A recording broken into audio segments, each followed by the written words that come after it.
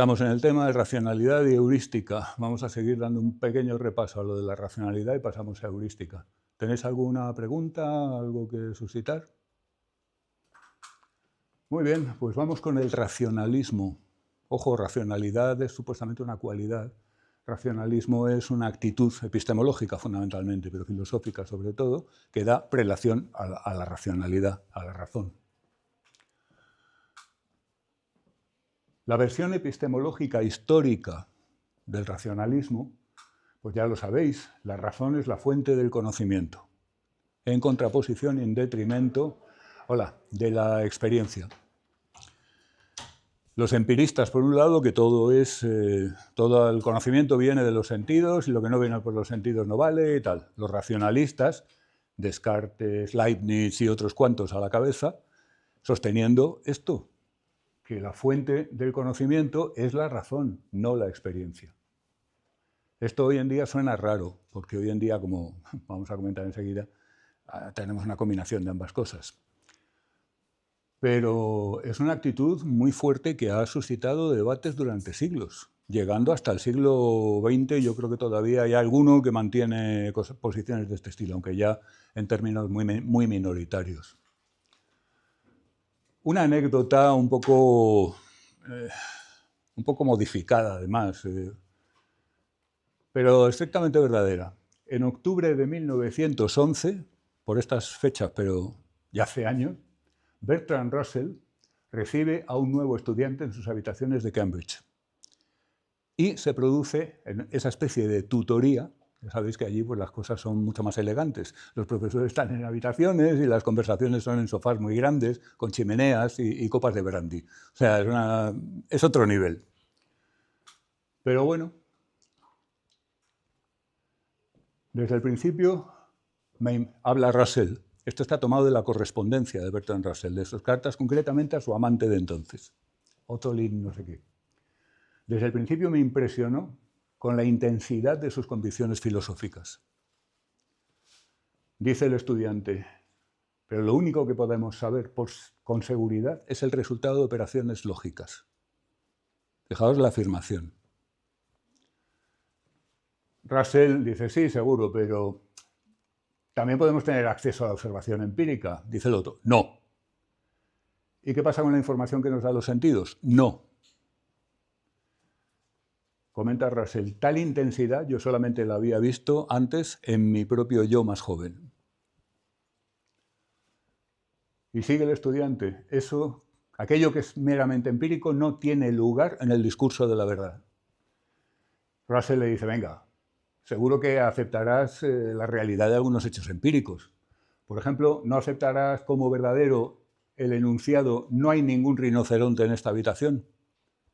No, no lo aceptaré. El nuevo estudiante es Ludwig Wittgenstein, a quien Russell llamaba equivocadamente mi nuevo estudiante alemán. No era alemán, era vienés, austriaco, pero claro, hablaba alemán. Y para los británicos de principios del siglo XX, pues todo lo que hablara alemán era simplemente el enemigo, en términos bélicos. Se enfrentaron con ellos en 2 guerras, en 50 años. Y sigue. La lógica es demasiado importante para dejársela a los lógicos. Tenemos que ir a lo más esencial, desnudo. Deshacernos de lo innecesario. No le permitiré a usted que abandone los principios. Se refiere a los Principia Mathematica, una de las obras fundacionales de la lógica matemática, importantísima históricamente. Y irritantemente dominante. Esta es la descripción que hace Russell de su nuevo estudiante. Hola. Varias cosas. Supongo que aquí veis clara en la actitud del joven Wittgenstein el planteamiento absolutamente racionalista. No acepto ni siquiera que no hay un rinoceronte en la habitación. Es como si uno de vosotros me dice, como no lo he deducido, yo no estoy seguro de que no haya un rebaño de cabras en este aula. Es de ese nivel. ¿De acuerdo? Eso es racionalismo en estado puro. Ojo, Wittgenstein, en su obra posterior, cuando ya no es estudiante, en realidad cuando todavía es estudiante también, no se puede calificar como un racionalista de este nivel de radicalidad. en absoluto. No sería el mejor ejemplo histórico, pero ciertamente esta anécdota fue así porque, ya os digo, está referida en la correspondencia de Bertrand Russell, que era un hombre que tenía muchísimo intercambio epistolar con mucha gente. No paraba. De hecho, tenía por costumbre que cuando le escribía, cuando ya era un individuo famoso fuera de los círculos académicos por sus actitudes pacifistas y demás, pues la gente normal, la gente corriente, le escribía y contestaba siempre: a Pepito de los Palotes de tal pueblo. Vale, por si a alguien le interesa, esto está tomado de una novela gráfica que yo considero fascinante, pero te tienen que gustar estos temas, que se llama Logicomics, que es una especie de cómic que hace la vida de Bertrand Russell. La vida y su... Si acaso os lo dejaré por ahí por el foso bibliográfico, por si alguien le quiere echar un vistazo. Vale. Hemos visto una exhibición de lo que es un rinoceronte racionalista en acción, en cierto modo. Pero claro, las cosas ya no son así. Esa discusión centenaria de siglos de si la fuente del conocimiento es la empiria o la fuente del conocimiento es la razón, está superada con una síntesis que se produce aproximadamente en la Ilustración. Hume todavía es empirista, pero ya va apuntando maneras. Locke, no digamos. Bueno, Berkeley se le va completamente la olla y se hace idealista. Estamos hablando del siglo XVIII, en todo caso. Desde la Ilustración, pues, la idea es que tanto la razón como la experiencia son las fuentes del conocimiento. Y esta es la idea que está ahora mismo en cualquier planteamiento, no, por supuesto científico, pero cualquier planteamiento de pensamiento filosófico, etcétera, que sea compatible con la ciencia. Y es algo que tenemos tan imbuido en la actualidad que probablemente, pues si os dicen esto, os quedáis diciendo, claro, ¿en qué va a estar basado el conocimiento? Pues naturalmente necesitamos la razón, naturalmente necesitamos la experiencia. Así que, de alguna manera, ya en nuestra cultura esto ha llegado a ser una posición epistemológica por defecto. Vale, ¿os acordáis del silogismo que veíamos ayer? Que analizamos detalladamente y derivamos su conclusión en lógica de predicados de primer orden. La experiencia nos dice si las premisas son verdaderas. Recordad la distinción que hacíamos muy enfáticamente entre validez y verdad. La forma de la deducción es válida o no lo es. Y podemos poner en una forma de deducción válida un contenido que no es verdadero. Recordad lo que decíamos de Isabel de Bohemia, que era un poco neurótica. ¿De acuerdo? Bueno, pues no es verdad que fuera, seguramente no es verdad que fuera un poco neurótica, no tiene nada de pinta, pero veíamos la forma de la argumentación desde el punto de vista lógico era impecable, era paralela a esta, exactamente igual. Mutatis mutandis, y solamente habría que mutar los predicados y las constantes. La razón nos dice si la forma del argumento es válida. Necesitamos las dos patas.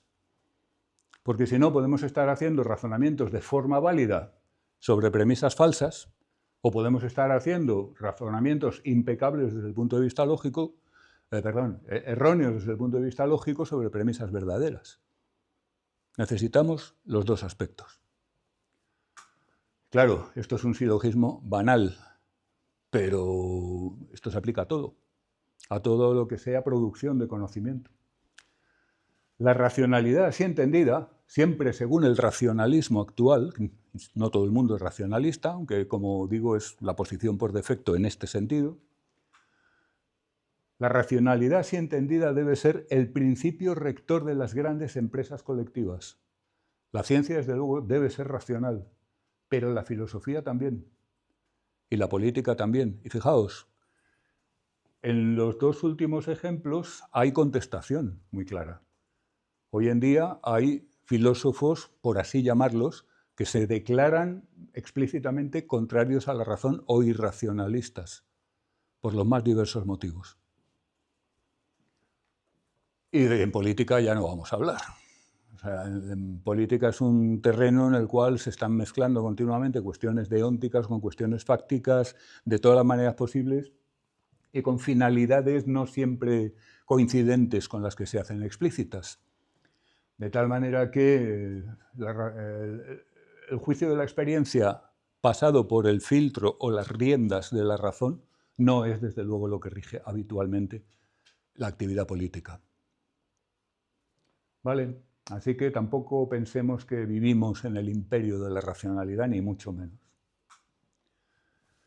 La racionalidad debe ser el criterio ideal de cualquier actividad humana, siempre según el racionalismo. Mucha gente contestaría esto simplemente pues que no, que hay muchos aspectos de la actividad humana que no es bueno que sean acordes con la razón, que deben ser de otra manera, cuestiones afectivas, por ejemplo. No debes querer a tu hermano porque es peligroso para ti, porque es un asesino en serie. La razón te diría una cosa y otros criterios te podrían decir otra. ¿Vale? Y hay mucha gente que defiende esos otros criterios. Un supuesto. La racionalidad normativa coincide o tiende a coincidir con la pragmática. Recordad la distinción que hacíamos también ayer. Racionalidad normativa, ajuste a un modelo ideal. Racionalidad pragmática, consecución de objetivos de manera eficaz y eficiente. Comentábamos, muchas veces pueden chocar. El supuesto del racionalismo es que van a chocar poco o nada. Es decir, que la manera mejor que tienes tú de conseguir tus objetivos de forma eficaz y eficiente va a pasar por el ajuste a algún modelo normativo. Esto es un supuesto muy fuerte y a fecha de hoy ya muy difícil de defender. Pero está en el ADN del racionalismo, por eso lo mencionamos. Epistemologías opuestas al racionalismo que ahora mismo están en activo, el relativismo cultural. El relativismo cultural niega la noción de verdad. Es decir, no hay una verdad que buscar. Lo que hay es una verdad que construir. Esto a veces va acompañado de diversos sabores del llamado construccionismo. ¿De acuerdo? No hay una verdad que averigüemos. Yo recuerdo haber oído a alguien decir incluso que la membrana celular, ¿os acordáis? Con sus lípidos, estas cosas, es una construcción social. Vamos a ver, yo miro por el microscopio y veo una membrana celular y... No, tú miras por el microscopio y ves lo que se ha consensuado socialmente que tienes que ver cuando miras a este nivel llega. ¿De acuerdo? Claro, en algunos contextos el relativismo cultural es nativo fundamentalmente de dos áreas del conocimiento, de la antropología cultural, ojo, no estructural, y de la teoría literaria. Teoría literaria, teoría del arte, ahí nace. Entonces, claro, pues es verdad que lo hemos discutido en el foro. ¿Qué es realmente arte? ¿Es arte o no es arte tal cosa? Es que ahí sí está justificado un cierto grado de relativismo, por lo menos, porque yo por lo menos, y me considero bastante racionalista en este sentido, bastante, yo no creo que se pueda aspirar a llegar a la verdad sobre si algo es arte o no lo es. Algunos habéis mantenido posiciones abiertamente subjetivistas y yo creo que en este terreno son perfectamente respetables y defendibles. Yo, desde luego, tiendo a adoptar una posición, ¿cómo diría? Eso, relativista con respecto al arte hasta cierto punto. Sobre todo en el sentido negativo, porque en el sentido positivo no tengo ninguna duda sobre Tolstoy y su calidad artística.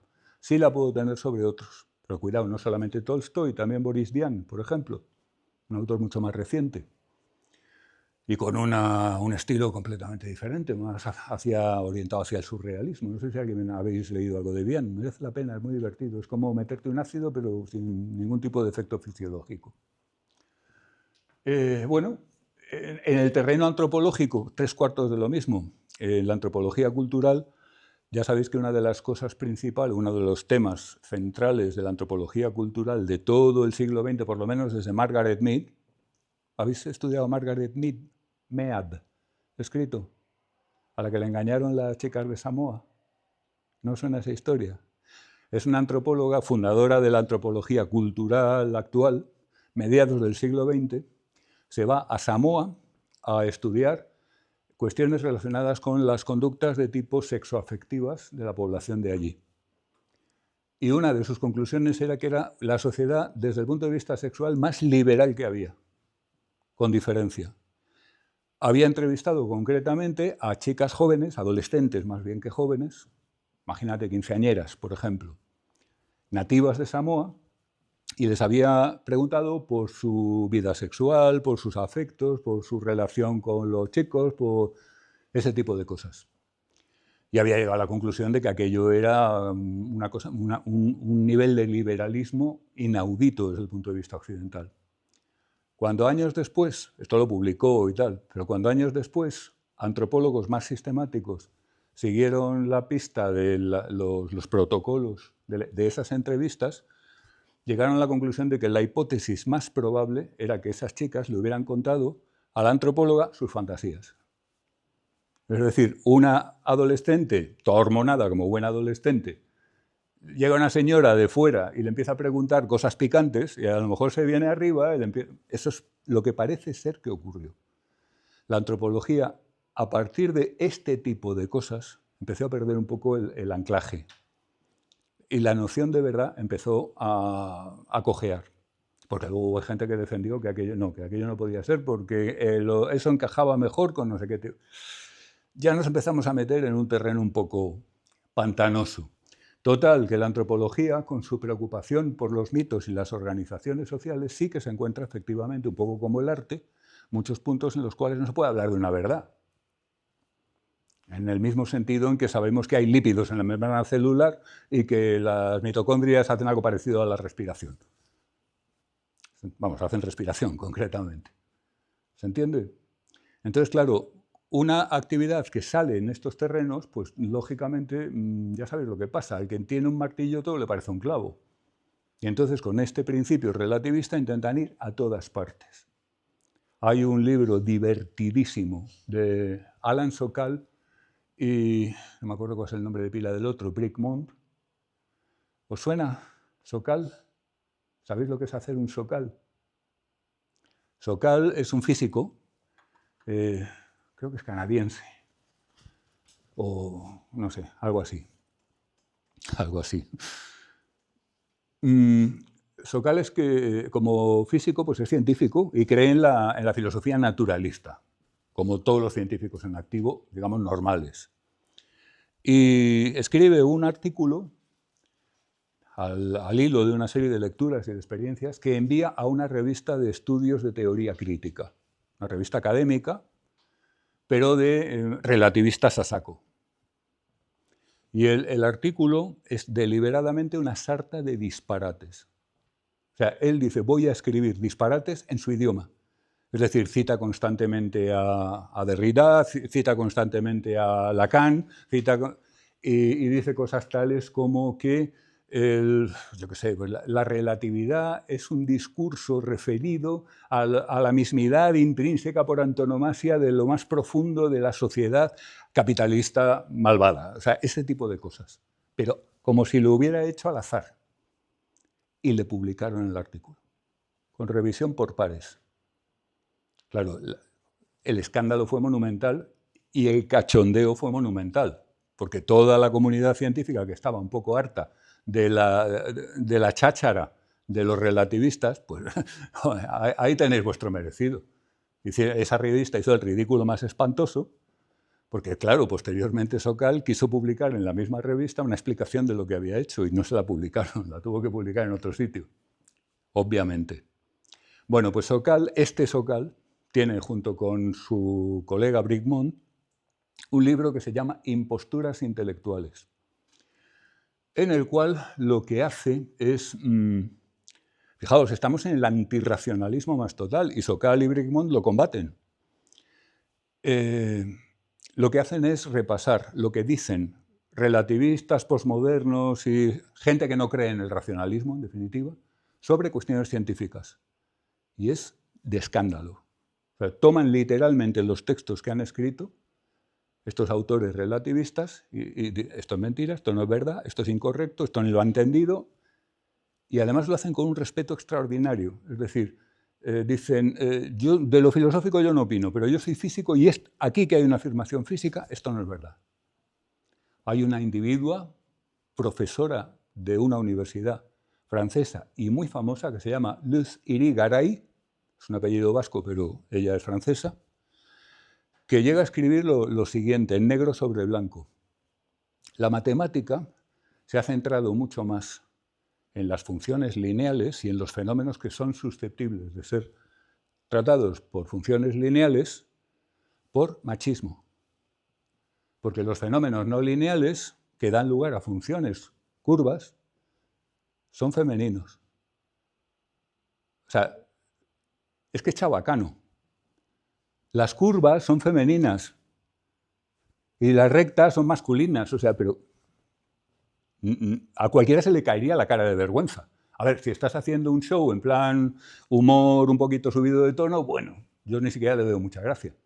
Pero decir en serio, en una publicación supuestamente filosófica, que las matemáticas y la ciencia priorizan las funciones lineales porque tienen que ver con el falo y no hacen caso de discriminan a las funciones no lineales porque son femeninas, o sea, las curvitas, es alucinante.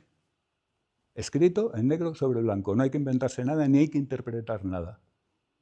Claro, como Sokal señala y sabe todo el mundo que no sea un analfabeto científico, la razón por la cual se estudian más fenómenos lineales es porque se avienen muchísimo mejor al análisis matemático. Es mucho más fácil estudiar fenómenos lineales que fenómenos no lineales. Esto lo saben hasta los que han visto Parque Jurásico, que salía el Jeff Goldblum todo el rato diciendo que el caos y que el tal y que el cual. ¿Se entiende? Pues no, según esta señora es que la ciencia es machista. A lo mejor la ciencia es machista, yo no voy a entrar ahí, pero desde luego no por ese motivo. ¿Se entiende? Bueno, pues este es el pelaje del relativismo cultural. Supongo que he intentado no ser muy valorativo, pero supongo que se me nota que no lo valoro mucho. Allá cada cual. Vale. La experiencia vivida es una epistemología muy reciente también, según la cual, por ejemplo, un poco siguiendo con el tema, yo no puedo opinar, ni tú tampoco, sobre el feminismo porque somos hombres. Vaya. Yo no puedo opinar sobre los problemas de racismo porque soy blanco. Y tú tampoco porque también eres blanca. Cuidado. La experiencia vivida como mujer, o como negra, o como discapacitado, es lo que legitima lo que tú digas sobre ese tema. ¿Se entiende? Esto también lo tiene escrito en negro sobre blanco unos cuantos, y lo aplican a machamartillo a todas las temáticas relevantes. Claro, como principio epistemológico tiene algunas consecuencias un poco extrañas. Por ejemplo, yo no soy judío, entonces no puedo opinar sobre el Holocausto. ¿Y qué hacen opinando sobre Gaza toda esa gente que no son árabes? ¿Se entiende? El feminismo es un fenómeno social importante y yo como miembro de la sociedad, y Livio igual, tiene derecho a opinar. Estaría bueno. ¿No? Bueno, pues esa es la idea. La experiencia vivida dice que dependiendo de lo que tú hayas vivido, lo que tú dices es más o menos verdadero sobre aquello que has vivido. Como psicólogos sabemos perfectamente que uno puede vivir perfectamente un delirio, en casos extremos, y que uno puede vivir equivocado con respecto a muchas cosas, y uno puede malinterpretar o interpretar de manera incorrecta lo que está sucediendo en función de prejuicios, heurísticos, etc. O sea, de nuevo es algo muy difícil de sostener si se toma en serio y se analiza en serio, que fue lo que hicieron Sokal y Brigmont en aquel libro. Vamos a tomarnos en serio lo que dicen estos. Y una vez que nos lo tomamos en serio, pues sale lo que sale. El indigenismo, muy de moda recientemente. Por ejemplo, por poner solo un ejemplo, una universidad canadiense, no recuerdo cuál, y si la recordaran lo diría porque lo mejor es hablar mal lo menos posible de la gente, lo menos posible. Sostuvo que la teoría ondulatorio-corpuscular de la luz, es decir, la que sostiene la física contemporánea, ya sabéis, la dualidad onda-partícula, todas estas cosas, no es mejor que la teoría de los indígenas, que es algo así como que Manitú lanza hacia tus ojos una llamarada espiritual que te transmite parte de lo que hay en el mundo, o sea, un pensamiento mágico puro y duro. Pues una universidad está diciendo que la óptica física científica no es superior a eso. Claro. Epistemológicamente, bueno, pues yo creo que es fácil entender que para un racionalista es absolutamente intolerable, y para un científico en general también, a menos que sea un científico con la cabeza muy carcomida por esto, relativismos y cosas así. ¿Vale? Por poner ejemplos de las cosas que no son racionalismo, en este doble sentido, empiria y razón. ¿De acuerdo? No en el racionalismo cartesiano, el de Leibniz con sus mónadas y todas estas cosas. ¿De acuerdo? Racionalismo psicológico, el racionalismo en psicología. Predominante en el siglo XX en psicología, en economía, en ciencias políticas, en ciencias sociales en general. Y sí, el racionalismo psicológico ha sido una actitud fundamental en economía, ha sido una actitud fundamental en ciencia política. El agente económico se comporta racionalmente, el votante se comporta racionalmente. Una idea que se remonta a Marx, que no es sospechoso de racionalismo en absoluto, es que la gente vota o votaría en una democracia de acuerdo con sus propios intereses. Esto es falso. Empíricamente es falso. Hemos hecho estudios en democracias con tanto pelaje como la norteamericana, la británica y algunas otras. La gente muchas veces vota contra sus intereses porque no sabe que está votando contra sus intereses. Pero el racionalismo psicológico sostiene que el sujeto votante es un sujeto que se comporta racionalmente. ¿Vale? La idea central es que es como si nosotros intuitivamente fuéramos capaces de comportarnos como un lógico o como un especialista en estadística, según lo que convenga en cada caso. Frecuentemente se ha dicho, incluso explícitamente, el supuesto de que somos lógicos intuitivos o que somos estadísticos intuitivos. Esto está trufado en toda la psicología de los últimos 2 siglos. Seríamos racionales por naturaleza en el sentido formal normativo, pero recordad que el racionalismo sostiene que no hay una discrepancia demasiado importante entre la razón pragmática y la razón formal. La gran distinción que os habéis tropezado más de una vez seguro entre competence and performance. Normalmente se traduce por actuación, a mí me gusta más ejecución, porque actuación parece teatral un poco, pero bueno, traducidlo como más os guste. Y esto te lo encuentras desde Piaget hasta Chomsky. Precisamente, fíjate, no había caído. Tanto Piaget como Chomsky se apoyan mucho en esta distinción. Piaget, los piagetianos más bien, porque Piaget era un biólogo y un epistemólogo, no era psicólogo ni tenía intenciones psicológicas en principio. Pero los psicólogos que tomaron las teorías de Piaget, pues muy frecuentemente te manejan esta distinción en el sentido de que un individuo en una etapa dada del desarrollo ha alcanzado un determinado nivel de competencia, que es una competencia ideal de tipo lógico o prelógico.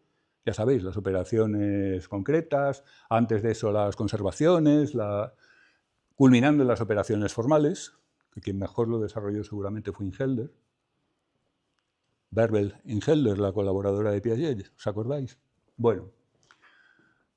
Pero lo que pasa es que, claro, empiezan a salir unos datos que indican que el niño que debería de tener ya perfectamente pillada la conservación, no, resulta que no. Comete errores en una tarea que requiere aplicarla. Que los adultos usan las operaciones formales, si alguna vez en la vida, cuando hacen la declaración de los impuestos. Y el resto del tiempo tiran con lo que hoy llamaríamos sistema 1 de Kahneman. Heurísticos, intuiciones y cosas por el estilo. Cosas que veremos un poco más adelante, así con un poquito más de detalle. Y Chomsky lo mismo. En teoría, la maquinaria gramatical innata que postulan las teorías psicolingüísticas basadas en Chomsky, porque de nuevo pasa lo mismo, Chomsky no es un psicólogo, es un lingüista. Chomsky no quiere explicar el comportamiento lingüístico de los hablantes reales. Chomsky está interesado en la lengua natural como sistema formal. Vale, bueno, pues los chomskianos te dicen lo mismo. Según la maquinaria gramatical generativo-transformacional, cualquiera de nosotros es capaz de emitir un número arbitrariamente grande de subordinadas anidadas y cerrarlas correctamente. Ya sabéis a lo que me refiero. El niño cuyo padre persiguió al panadero que había engañado a su mujer, y luego cerrar. Pues humanamente no hay quien haga demasiados niveles. Todos lo sabemos. Y empíricamente en el laboratorio se ha visto hasta dónde llega la gente, típicamente en distintas edades y con distintos niveles de formación. Pero la teoría predice que no hay límite. ¿Qué pasa? La teoría está hablando de la competencia. En términos de competencia, nosotros seríamos idealmente capaces de realizar cualquier conjunto de subordinadas abiertas y cerradas correctamente. En la práctica no. ¿Por qué? Por factores de ejecución, factores de actuación.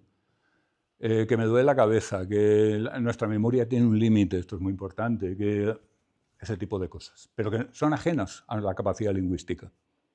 Este tipo de teorías que se apoyan en la competencia y cuando falla la competencia recurren a la ejecución tienen un problema con la falsabilidad, que supongo que ya os habrán comentado en otras materias. Así que no vamos a entrar mucho en ello. Solamente llamo vuestra atención sobre el hecho de que las teorías basadas en Piaget, que hemos estudiado con toda naturalidad todos en la carrera de psicología, y las teorías basadas en Chomsky, que hemos estudiado todos en las asignaturas de lenguaje, son racionalismo a tope, en cuanto a sus supuestos y en cuanto a su contenido. ¿Vale? De nuevo pasa lo mismo que mencionaba antes, que es una posición epistemológica tan asumida por nuestra cultura que no nos llama la atención. Allí donde la vemos. Pero el racionalismo de los piagetianos en el fondo es brutal. Y el de los chomskyanos igual. Y Chomsky y Piaget no tienen nada que ver en cuanto al, como seguramente sabéis, en cuanto al contenido de sus posiciones, excepto en este tipo de puntos. Pero desde luego son dos racionalistas redomados, más que ellos sus respectivos discípulos. ¿Vale? ¿Alguna pregunta, alguna observación? En economía, ¿qué pasa? Pues la teoría clásica, la utilidad esperada que hablábamos ayer y el Homo economicus. ¿Os acordáis de ayer que veíamos el ejemplo de las tostadoras? Quieres comprarte una tostadora. Buscas en Amazon, te salen 238 tostadoras. Según la economía clásica, y clásica incluye a Keynes, incluye a Friedman, por si alguien se lo estaba preguntando. O sea, llega hasta los años 70 del siglo pasado. Lo que uno hace es calcular una función de utilidad para cada tostadora, la cual función de utilidad consiste en un sumatorio de los criterios que, según se evalúan para ese producto, ponderados por la importancia del criterio para el individuo. Un formulaco así, para las 237 tostadoras. Y nos dicen que es racional que hagamos eso. No que hagamos eso, sino que nuestro resultado, por los medios que sean, se aproxime al que obtendríamos haciendo ese cálculo. Claro, el problema, la idea es que el agente económico ajusta sus decisiones y acciones a la pauta que maximiza su función de utilidad, que es lo mismo que decir, siempre, incluso en las condiciones más complejas, hacemos lo que más nos conviene. Ayer creo que os ponía el ejemplo de que si alguien no hiciera lo de las tostadoras, lo más probable es que la tostadora que maximizara su función de utilidad, cuando la viera dije, no, es que me gustaba más la otra. ¿Y por qué me gusta más la otra a pesar de que no maximiza mi función de utilidad? Pues porque me gusta más la otra, tío, yo que sí. O sea que estamos haciendo algo diferente. Pero esto solamente se empieza a poner de relieve, aunque en el fondo lo sabe todo el mundo, esto se empieza a poner de relieve en el contexto científico de la ciencia económica, como de la ciencia psicológica, que van en paralelo en esta materia, a finales del siglo XX. Problemas, por tanto, supuestos y viabilidad. Evaluar 247 tostadoras, primero, no es racional desde el punto de vista pragmático. No es racional. Tu objetivo en la vida no es andar evaluando cosas permanentemente, porque claro, hoy es la tostadora, pero pasado mañana será la picadora de carne y al otro día será la cafetera. Total, te pasas la vida haciendo cálculos delante de la página de Amazon. Eso no es racional. desde el punto de vista pragmático, porque, por ejemplo, tú tienes otros objetivos. Sacarte una carrera, yo qué sé, cosas así. Ganar dinero para ser independiente. Pero si estás todo el día evaluando tostadoras y cafeteras, no puedes. Así que esto es poco viable. Y las suposiciones que se hacen, que la gente ajusta sus decisiones a lo que maximiza la función de utilidad, pues ya lo hemos visto. Aparecen por todas partes ejemplos en sentido contrario. No tenemos capacidades de cómputo para aplicar este tipo de esquemas de decisión, porque fijaos que hablábamos de la función de utilidad en el contexto del análisis de decisiones. No tenemos capacidad para eso. Como decía, calcular las funciones de utilidad para 237 tostadoras, pues probablemente no es racional. ¿Por qué habéis hecho psicología? Es una pregunta muchísimo más difícil de lo que parece. Algunas personas, no quiero que contestéis, ¿vale? Algunas personas lo tienen clarísimo, pero clarísimo. Y entonces cuando te lo dicen, tú le dices, entonces ¿por qué no has hecho? Y se quedan, uy. Yo todavía no estoy muy seguro de por qué hice psicología. Creo recordar que quería entender cómo funcionaba la mente. Pero no lo sé. Las grandes decisiones muchas veces, que no es una tostadora, que es tu carrera. Hubo un tiempo, la generación de mis hermanos mayores, los que eran de izquierdas no hacían ingenierías, porque era colaborar con el capitalismo. Así te lo decían. Y despreciaban a los que hacían ingeniería porque eran esclavos del capital. Bueno, te puede gustar más o menos la izquierda o la derecha, pero esto ciertamente no se puede decir que sea una decisión racional. A mí me molan los motores, pero no lo voy a decir delante de la peña, porque van a pensar que soy un fascista. Se pueden decir más irracionalidades en menos tiempo. ¿Se entiende, no? La racionalidad individual versus la colectiva. Esto para los economistas es un gran problema, y para los psicólogos sociales, en cierto modo, también. Es muy sencillo. Si todos hiciéramos X, todos ganaríamos muchísimo, pero no lo hacemos. Donde pone X, pon reciclar, pon el tipo de conductas que si a nivel mundial el tema del medio ambiente es clarísimo. Si nos ponemos todos de acuerdo en reducir las emisiones de tales y cuales productos, entonces conseguiremos un cambio en una dirección. Pero que lo hagan unos países sí, otros no, pues no consiguen el cambio. La prueba de ello es que van décadas que se están reuniendo los países diciendo, bueno, esta vez sí, esta vez no, y luego cada uno hace lo que le parece. Como es natural, porque racionalmente un país africano con un PIB que es la 10ª parte del nuestro, racionalmente necesita incrementar ese PIB como sea. Y como sea implica utilizar combustibles fósiles. Y eso es lo que argumentan ellos siempre. Le dicen a Estados Unidos, a Francia y a los potentes de Occidente, ¿no? Si usted me subvenciona no tengo ningún problema. Uso la energía que usted me diga. Pero si usted no me subvenciona, necesito una energía barata y abundante. Para llegar a tener una industria como la de usted, a lo que tengo derecho. ¿Se entiende? Las cosas en este terreno normalmente no son tan sencillas como se cuentan, ni siquiera como las estoy contando yo ahora, por supuesto. Que solo intento darle una pequeña vuelta de tuerca. Pero lo cierto es que con el tema de los daños ambientales, las externalidades negativas de la actividad industrial, pues si lo hacemos todo, muy bien, lo hacemos todos, pero que lo hagan solo algunos no sirve.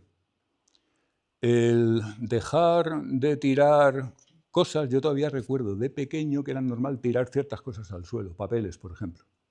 Ahora nos da como grima casi pensar en alguien pasa por ahí y tira cosas al suelo que le sobran.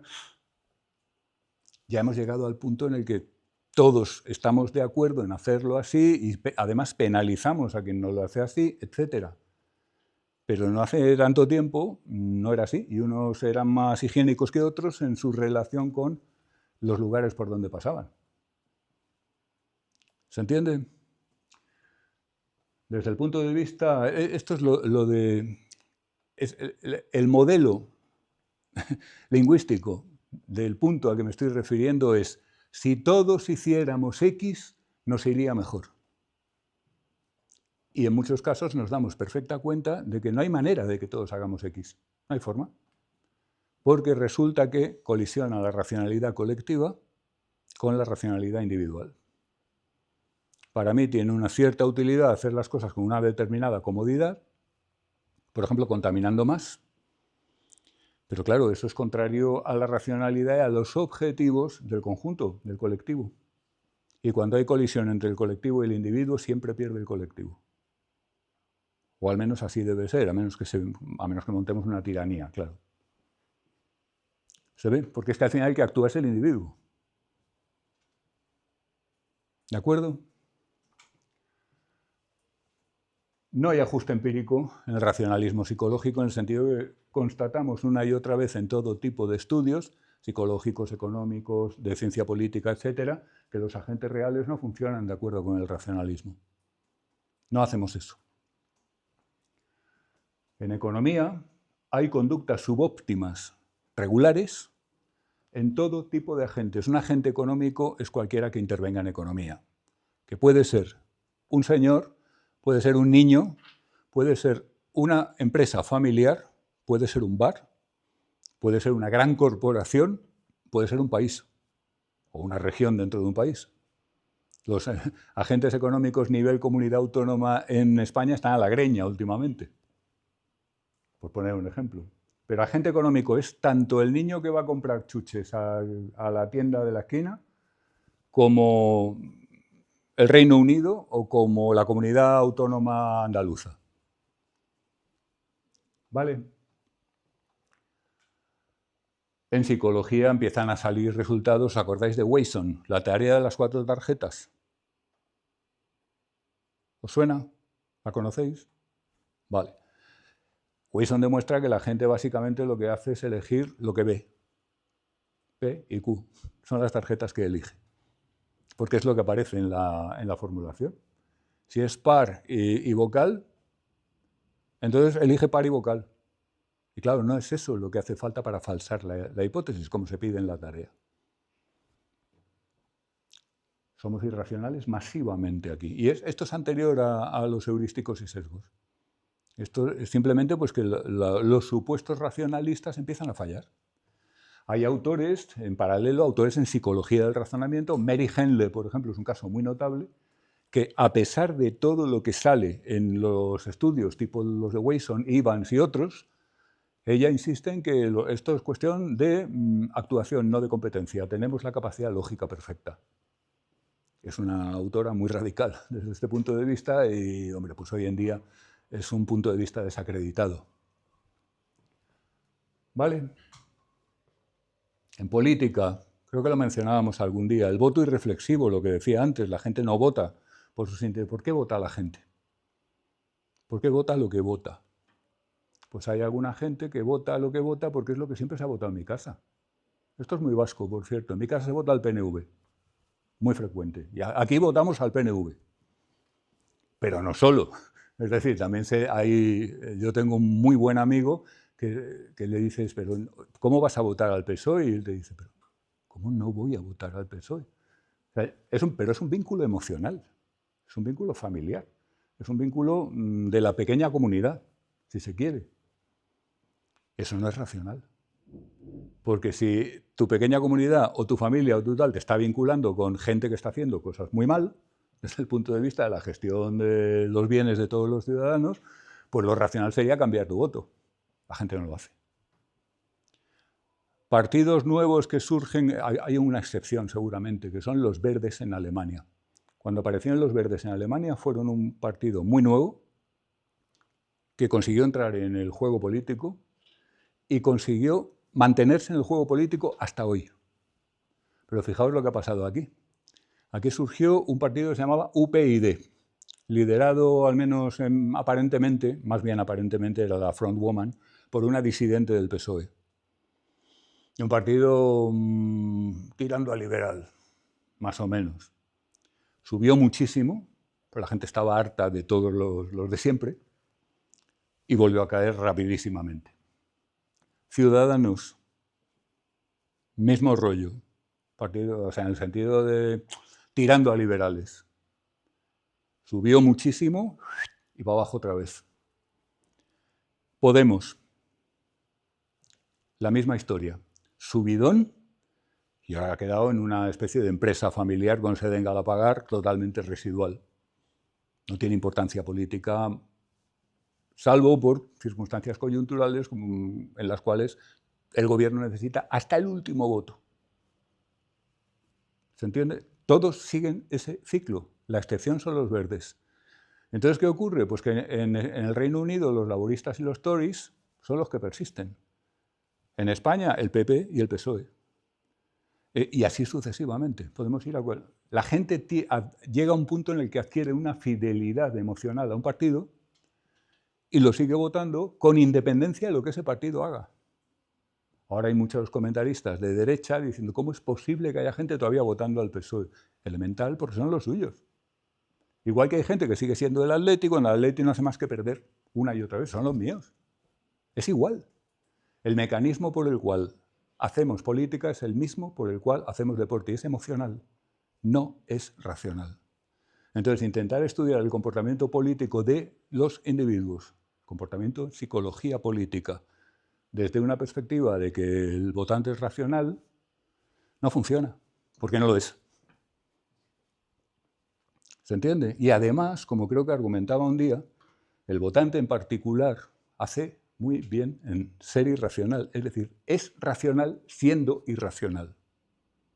Porque si uno de nosotros dice, vale, yo voy a votar bien, ya está bien de hacer el gilipollas, voy a votar bien, me voy a informar bien, voy a ver quién ofrece esto, programa lo otro, planea lo de más allá, cuál es su historial anterior, si lo tiene de gestión, y voy a decidir a quien tenga, a mi juicio, las mejores posibilidades de...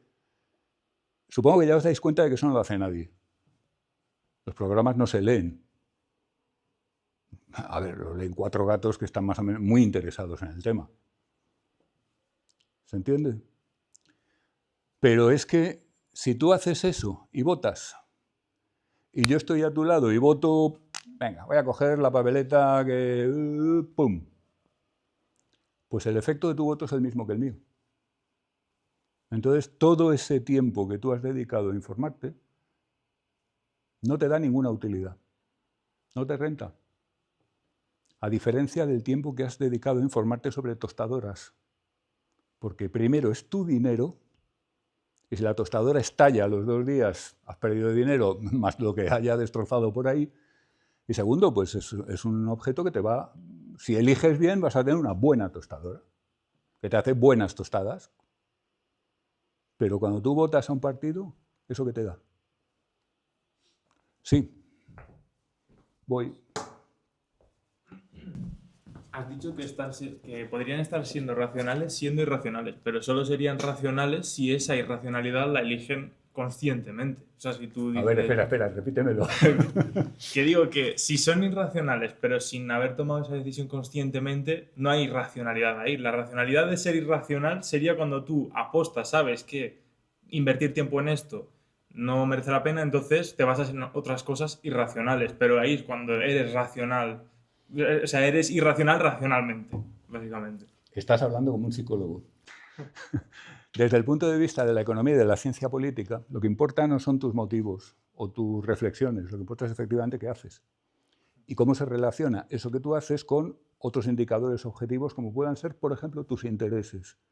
Es decir, si tú eres esto que mucha gente de izquierdas critica a la gente de clases sociales medias bajas que votan a la derecha, vas contra todo, eres traidor, vas contra tus propios intereses, pero la razón por la cual uno llegue a esa conducta de voto no se tiene en cuenta en ciencia política. Y así les va, en gran medida, porque la psicología política cada vez es más importante. Pero lo que tú dices es, si yo conscientemente descarto el currarme mi voto porque llego a la conclusión de que no me produce utilidad, entonces sí estoy siendo racional. Pero es que lo que es racional es tu acción.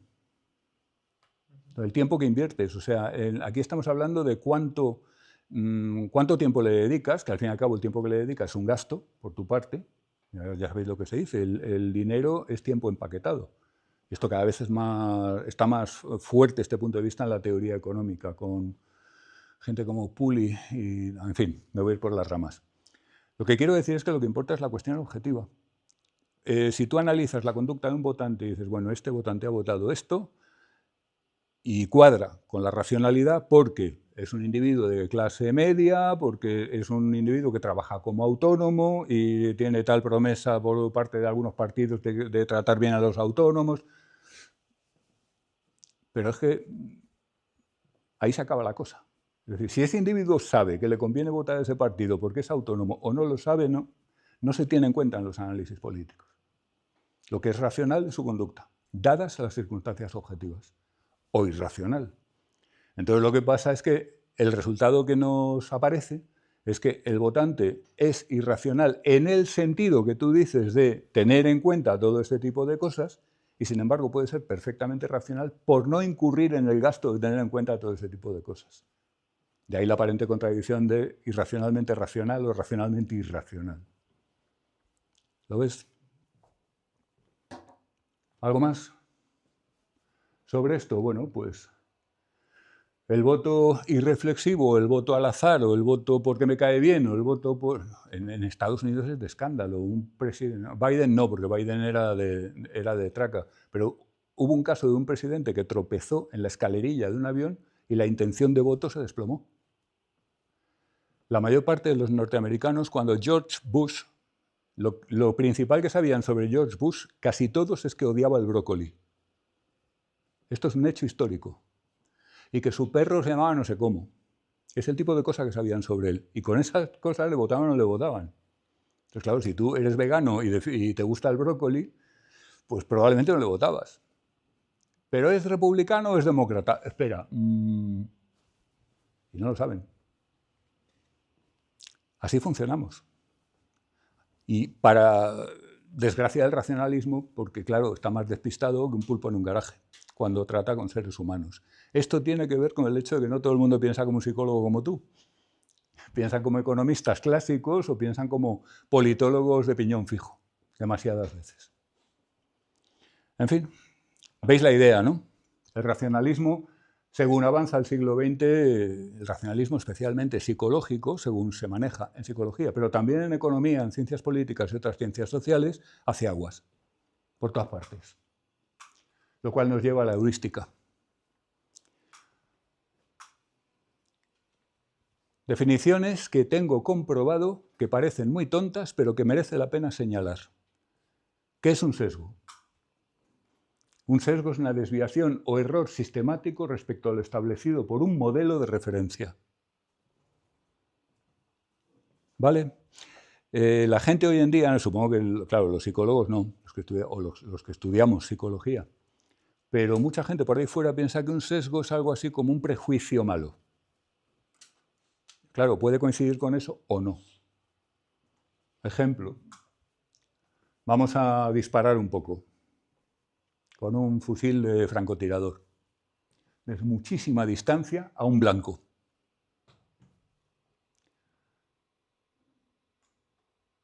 Podríamos obtener, con algo más de un cargador, un resultado como ese.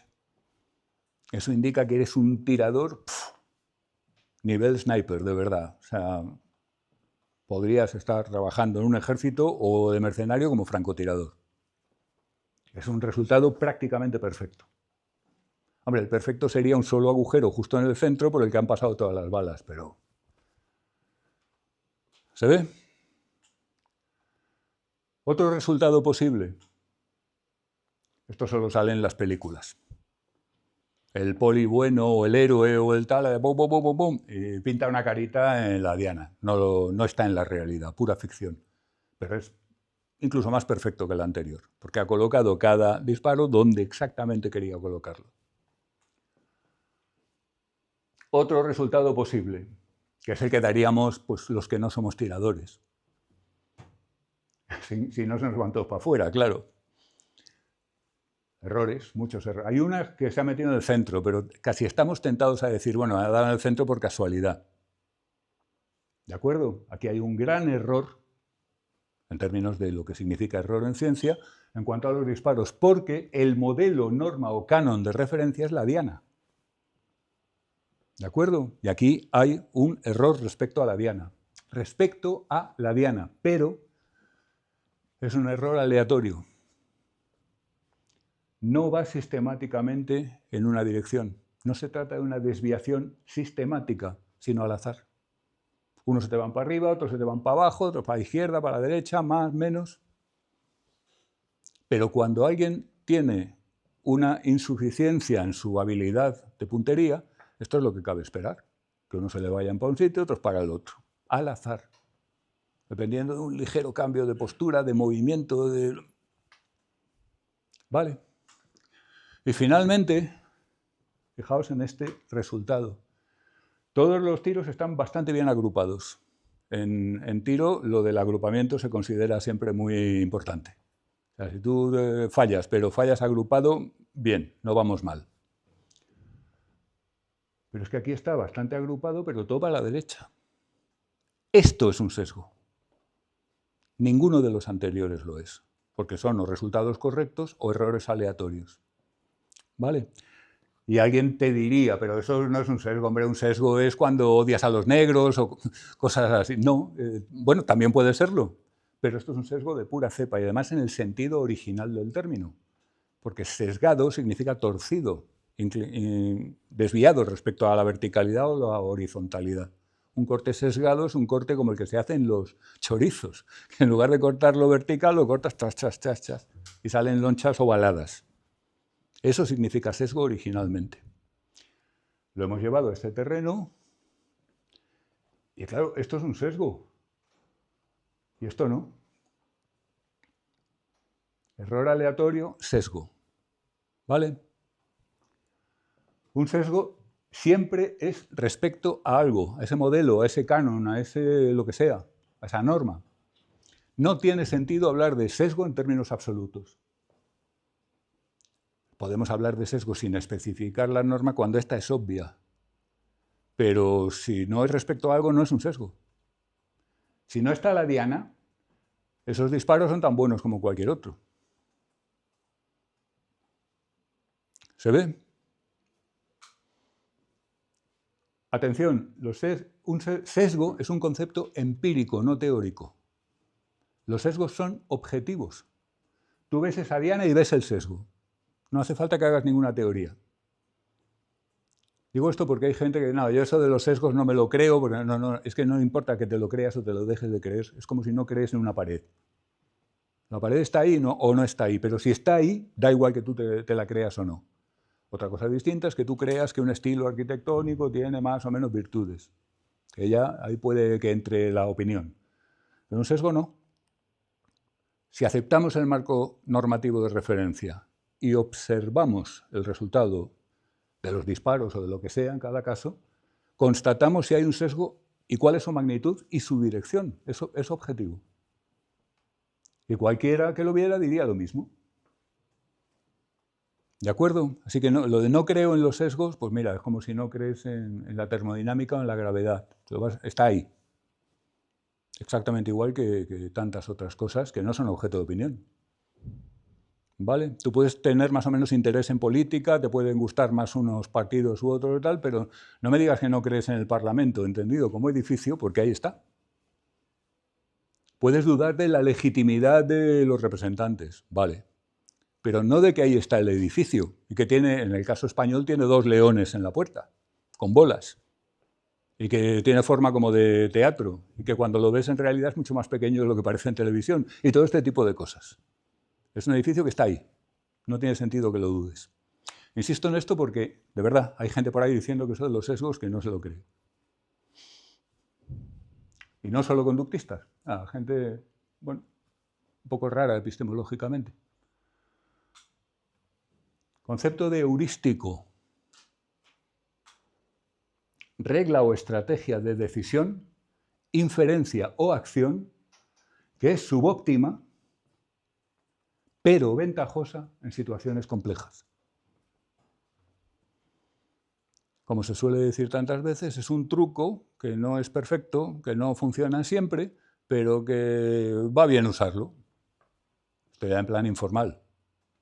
Formalmente es una regla o una estrategia de decisión subóptima y ventajosa en situaciones en las que a lo mejor las reglas o las estrategias óptimas no resultan aplicables en tiempos razonables, con recursos razonables. ¿Vale?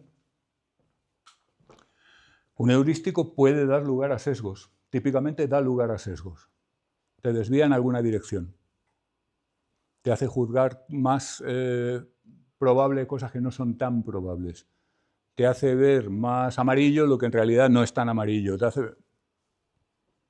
pero no necesariamente. Un heurístico puede perfectamente no dar lugar a sesgos.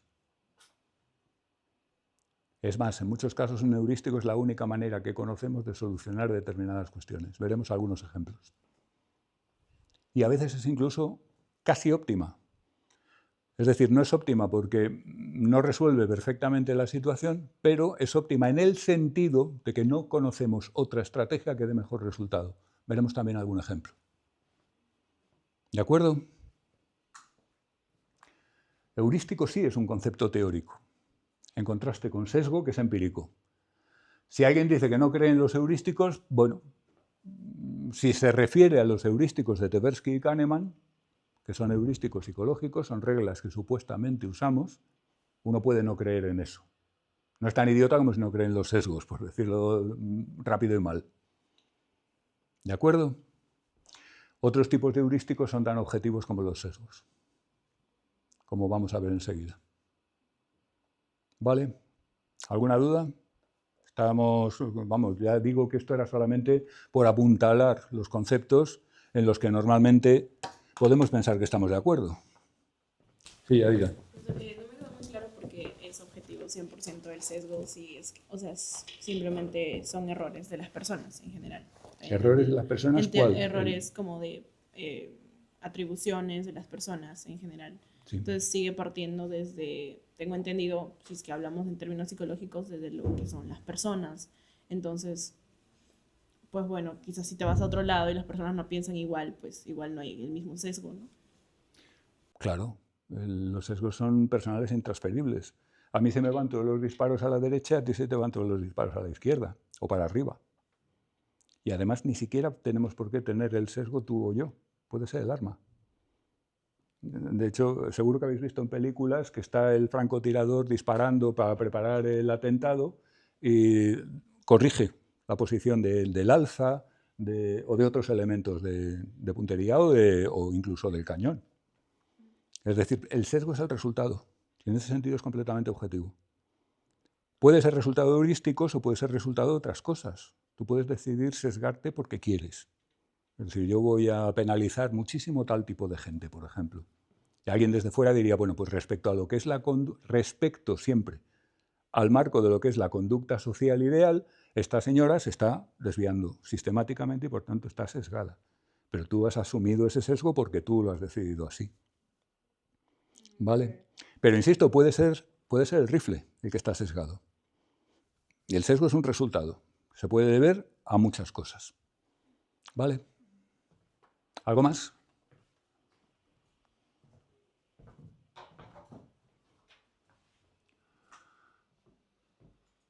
Conceptos de heurístico. 3. Unos os van a ser más familiares que otros probablemente. Primero, se llama heurístico a una estrategia de búsqueda o exploración eficiente y subóptima en espacios de estados. Y este es el concepto de heurístico que se usa en la teoría de solución de problemas. Habéis estudiado seguramente la teoría de solución de problemas de Newell y Simon en psicología del pensamiento, que es la teoría de la solución de problemas, tanto en inteligencia artificial como en psicología cognitiva. Newell y Simon eran unos cracks que fueron fundadores tanto de la IA como de la psicología cognitiva, hasta cierto punto. Segundo, un heurístico, en este segundo concepto, es una regla de inferencia o decisión empírica, eficiente y subóptima, pero específica de un dominio. Y esto lo vamos a encontrar en especialidades profesionales y en ingeniería del conocimiento. ¿Os acordáis que hace unas cuantas clases veíamos la regla que decía algo del estilo de si la pauta de evolución es cíclica y hay alucinaciones o delirio, entonces esquizofrenias, factor de certeza a tanto? Eso es un heurístico. Ni más ni menos, pero es un heurístico que sirve para el diagnóstico psicológico. No sirve para la mecánica del automóvil, evidentemente. Por contraste, el concepto anterior es universal. En la medida en que tú puedas plantear un problema como un espacio de estados, o sea, prácticamente siempre, ahí se puede aplicar un heurístico que puede ser el mismo. Con lo cual, en un problema de arquitectura puedes aplicar el mismo heurístico que en un problema de logística militar, que en un problema de diagnóstico psicológico. Ahora vemos algún ejemplo de cada. Y luego por fin está la regla de inferencia o decisión general, eficiente y subóptima. Y aquí entran los que nosotros más conocemos, los que se estudian siempre en psicología, los de Tversky y Kahneman. Representatividad, disponibilidad, ajuste y anclaje, pero como vamos a ver hay más que se han descubierto después y que tienen otras propiedades. ¿Vale? Es una pregunta casi un poco de catecismo. O sea, ¿cuáles son los heurísticos? Representatividad, como si dijeras el Padre, el Hijo y el Espíritu Santo, un poco. Bueno, pues hay más. Hay mucho más que decir sobre esto, como vamos a ver enseguida.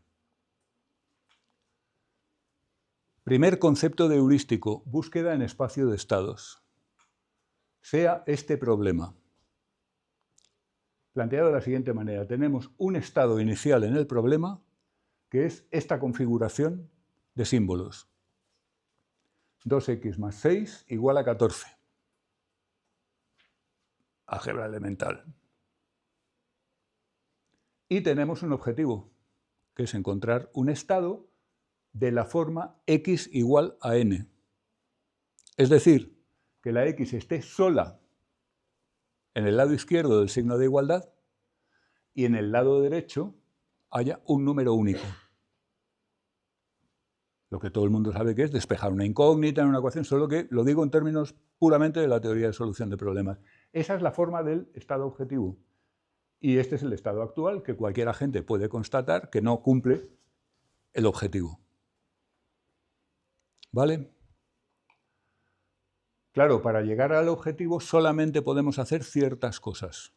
Yo no puedo liarme ahí a tachar y a mover cosas como me dé la gana, sino que tengo que atenerme a unas reglas que me permiten hacer ciertos cambios y no otros.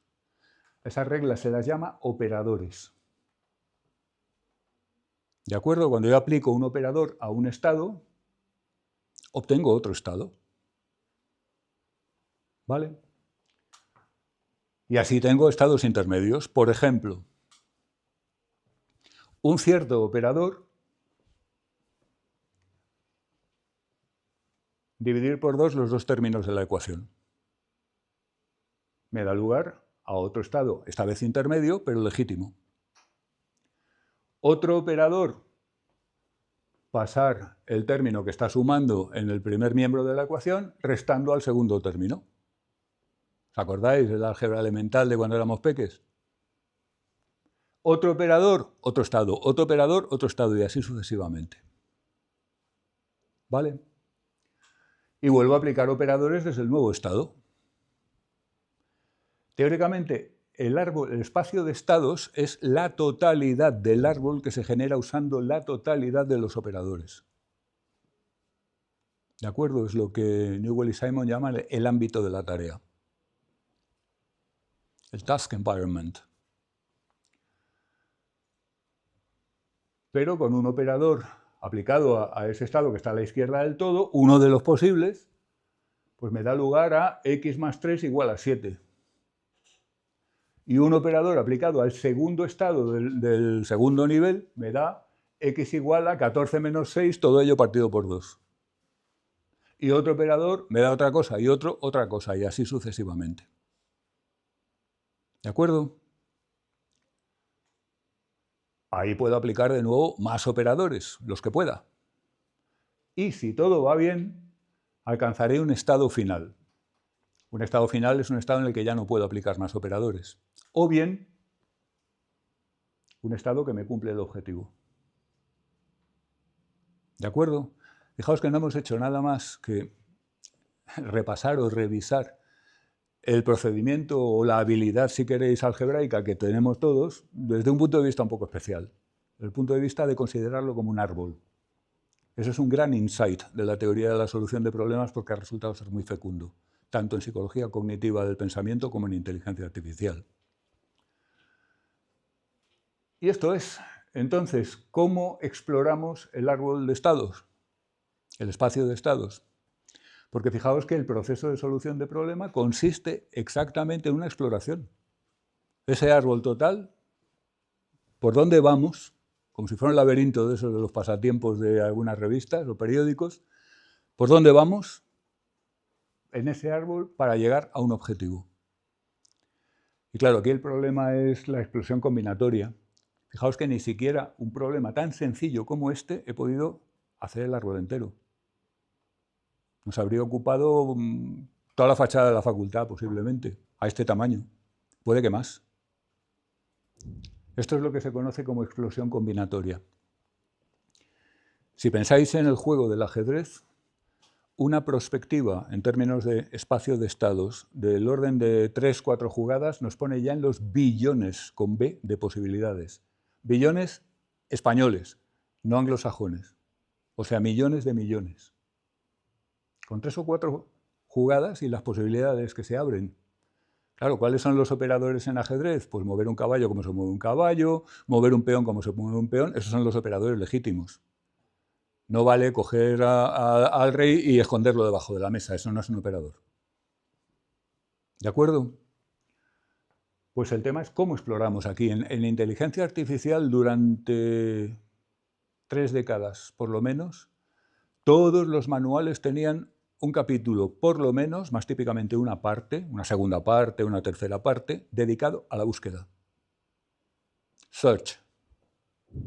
Search and Representation. Son los dos grandes temas de los manuales de inteligencia artificial hasta que empezaron las redes neurales a subir, que entonces ya lo que se plantea es otra cosa. Sigue siéndolo cuando se aplica la inteligencia artificial de la escuela simbólica, la escuela GoFai de la que hablamos en su día, ¿os acordáis? Pero bueno, tenemos por tanto un árbol inmenso que explorar para buscar las ramificaciones en las cuales finalmente esté un estado que cumpla el objetivo, en el cual podemos dar el problema por solucionado. ¿Vale? Estrategias posibles para esa exploración. Primero, estrategias exhaustivas. Segundo, estrategias heurísticas. Las estrategias exhaustivas nos garantizan la exploración completa del árbol, si tenemos el tiempo para ello. Porque para muchos árboles se puede demostrar fácilmente que con las frecuencias de reloj de los ordenadores de tecnología actual, el tiempo necesario para explorarlos completamente superaría la edad del universo. Literalmente, no es una exageración, está calculado. Si un juego simplificado como el ajedrez nos lleva en 2 patadas a los billones de posibilidades, pues imaginad con un problema más complejo que el ajedrez. Es loquísimo. Desde luego, las estrategias exhaustivas, si se les da tiempo suficiente y hay una solución, la encuentran. Esto también depende mucho no solo del tamaño del problema, sino del tipo. Porque fijaos que hay problemas que admiten múltiples soluciones diferentes. Si un problema tiene suficientes, o sea, si hay suficientes estados terminales que cuadren con la solución, que cuadren con el objetivo, hasta puede ser una buena idea escoger los operadores al azar, porque tienes buenas posibilidades de acabar topando con un estado que coincida con el objetivo, por azar. Pero claro, esto no es lo más habitual en los problemas. Lo más frecuente es que tengas relativamente pocos estados objetivo en el árbol, en el espacio de estados. Ejemplos de estrategias exhaustivas, pues los primero en profundidad, primero en anchura, en fin, hay unas cuantas. ¿Qué significa esto? Vamos a verlo un poquito aquí. Estrategia primero en profundidad. Estoy arriba del todo, empezando. ¿Qué operador elijo? El que está a la izquierda de todo, el primero. Llego a un nuevo estado. ¿Qué operador elijo? El que está a la izquierda de todo. Hasta que llegue a un estado en el que no puedo continuar y no es objetivo. Entonces vuelvo arriba y aquí en lugar del primero elijo el segundo. Y si esto tampoco funciona, el tercero. Y entonces vuelvo aquí. Y aquí ya estoy, ¿se entiende? O sea, voy eligiendo siempre el primero, luego el segundo, luego el tercero, hacia abajo, profundizando. Y cuando eso no funciona, remonto. Primero en profundidad, depth first. ¿Vale? Primero en anchura supondría que primero intento este. Este operador no me da un estado objetivo, por tanto intento este. Tampoco me da un estado objetivo, este otro. Es decir, estoy explorando el árbol por estratos, no en profundidad. Las dos estrategias son exhaustivas. Las dos estrategias pueden hacer que te eternices solucionando el problema, incluso si eres un ordenador de tecnología puntera actual. Vamos a ver ahora con los cuánticos. ¿Se entiende? El gran problema de las estrategias exhaustivas es, como ya hemos comentado, la explosión combinatoria, que llega un momento, muy pronto llega un momento en el que no hay ninguna posibilidad en tiempo razonable de realizar una exploración exhaustiva de ningún tipo. ¿Vale? Para casi cualquier problema no trivial son inviables en la práctica. Un problema en el cual se puede dibujar el árbol entero en tiempo razonable y explorarlo en tiempo razonable es el 3 en raya. Concretamente, conocéis el juego, ¿no? Pues el 3 en raya sí, es tan simple que en un espacio suficientemente amplio y tal puedes desarrollar el árbol entero y puedes hacer una búsqueda exhaustiva en un tiempo razonable. ¿De acuerdo? Pero vamos, en cuanto vas del 3 en raya un poco para arriba, es inmanejable en términos puramente numéricos. Así que necesitamos otro tipo de estrategias, las estrategias heurísticas de exploración. No exploran completamente el árbol, no lo pretenden. De hecho, lo podan. No garantizan hallar la solución, pero ofrecen buenas posibilidades. ¿Qué son buenas posibilidades? Mejores que el azar, mejores que aleatorio. Porque en el momento en que el árbol es tan grande que las exhaustivas no son prácticamente aplicables, te quedan dos opciones, o la heurística o el azar. No te quedan más. Si la heurística la heurística por definición es superior al azar. Si no, la llamaríamos heurística. ¿De acuerdo? Pero cuando decimos mejor, queremos decir simplemente mejor que el azar. A veces es mucho mejor que el azar, cuidado, ¿eh? El campo de estudio de las estrategias heurísticas es una rama interesantísima de las matemáticas computacionales que tiene resultados, descubrimientos fascinantes. Si a alguien le gustan mucho las matemáticas, les recomiendo el libro de Judea Pearl, que se llama simplemente Heuristics, heurísticos. Pero no tiene nada que ver con lo que encontráis en las publicaciones de Tversky y Kahneman. Es un libro de matemáticas. Es decir, cómo creamos los algoritmos, los procedimientos generales que permitan estrategias ventajosas, no exhaustivas, de exploración de árboles de estados. Como cito ese libro porque tuve una relación de amor y odio muy intensa con él, pero vamos, hay muchos más. ¿De acuerdo? Ejemplo del análisis medios-fines. Una estrategia, un conjunto en realidad de estrategias heurísticas que es muy sencillito. Fijaos de nuevo en el árbol de estados que teníamos. Supongamos que yo aplico el primer operador, el segundo, el tercero, el cuarto, todos los que pueda en la primera tacada. Entonces obtengo, vamos a decir, 4 estados nuevos, los de la línea intermedia, la primera línea intermedia. Entonces la pregunta que me hago es, ¿cuál se parece más en su forma al objetivo? Y ese es el que escojo y me olvido de todos los demás. Con lo cual he reducido al árbol, el árbol a la cuarta parte. Si yo he decidido que este es el estado que más se parece al objetivo, tacho todos los demás y su descendencia, con lo cual me he quedado con un árbol mucho más pequeño. Y vuelvo a hacer lo mismo a la siguiente. Y así sucesivamente. Entonces, ¿qué pasa? Que esto está muy bien cuando los problemas tienen una estrategia de solución buena que es acumulativa, que es progresiva en la misma dirección. Pero a nadie se le escapa que hay muchos problemas en los cuales es necesario desviarse o incluso ir hacia atrás para luego llegar a la solución. En esos casos esta estrategia no es buena. ¿Se entiende? Pero desde luego en la medida en la que la similaridad al objetivo sea un buen criterio para los estados intermedios, el análisis medios fines es un buen tipo de heurístico. ¿Vale? No todos los problemas, como se desprende de lo anterior, se manejan bien con los mismos tipos de heurísticos.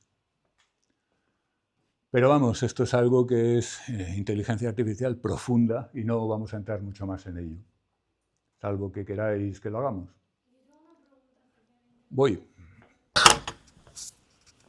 La inteligencia artificial nuestra que utilizamos ahora, ¿qué estrategia utiliza más? ¿La exhaustiva o la heurística? ¿Cuál? Pues, por ejemplo, ChatGPT. Bueno, inteligencia artificial, ya te lo digo, heurística.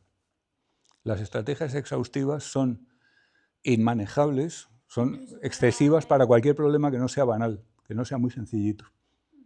De hecho, de ahí viene todo este desarrollo de los heurísticos, que es anterior a Tversky y Kahneman, por cierto. Esto está antes en matemáticas que en psicología, y que en economía, y no digamos que en psicología social, que fueron los últimos en llegar.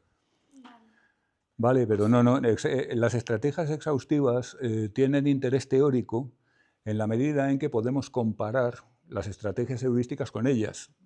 O sea, si pudiéramos usar una estrategia exhaustiva que no nos llevara hasta el fin de los tiempos y el día del juicio por la tarde, entonces tendría estas propiedades y lo podemos comparar con las propiedades que observamos en la estrategia heurística.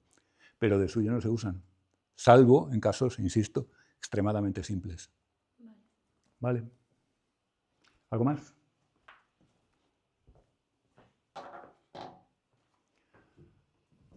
Bueno, las estrategias heurísticas, pues, a menudo son viables en la práctica.